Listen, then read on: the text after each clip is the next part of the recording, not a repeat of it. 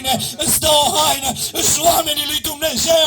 Dacă ești la un rău, dacă ești la un necaz, întind mâna, asta e familia lui Dumnezeu. Slăvit să fie numele lui Dumnezeu, slăvit să fie numele lui Dumnezeu. Vino din dragoste la Iisus, vino din dragoste la Iisus.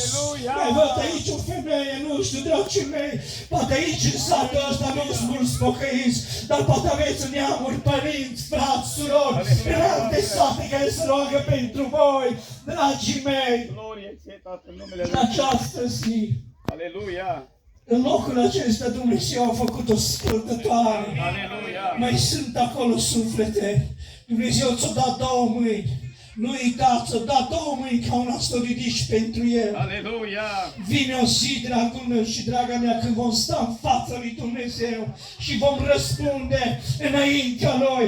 Dacă mai sunt și alții, nu vă rușinați, nu vă chem la religie, vă chem la Iisus Hristos, la acest Iisus care vă poate ajuta, care vă poate mângâia viața, vă poate ajuta, poate lucra la inima copiilor voștri, poate aveți copii care se droghează, aveți copii care poate sunt prin pușcării, poate aveți copii care urmează să ajung prin pușcării, aveți copii care au căzut în depresii, în probleme cu furt, cu poliția și nu mai știți ce să faceți din cauza lor.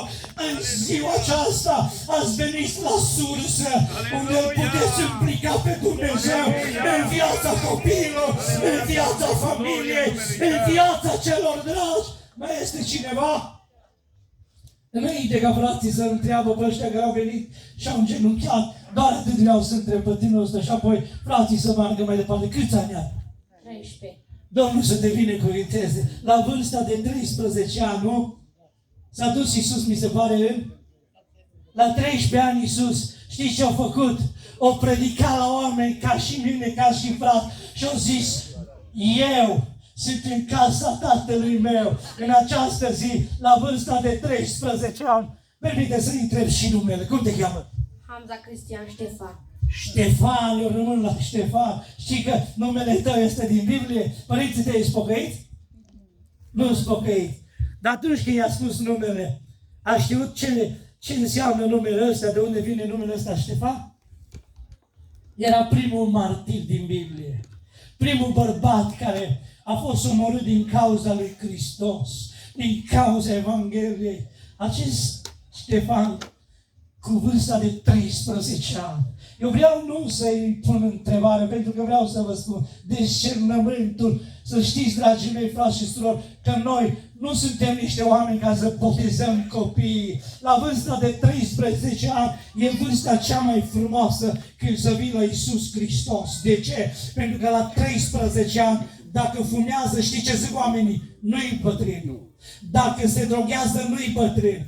Dacă umble în alte locuri, nu-i bătrân. Dar dacă să se pocăiască la 13 ani și ce zic? E prea tânăr.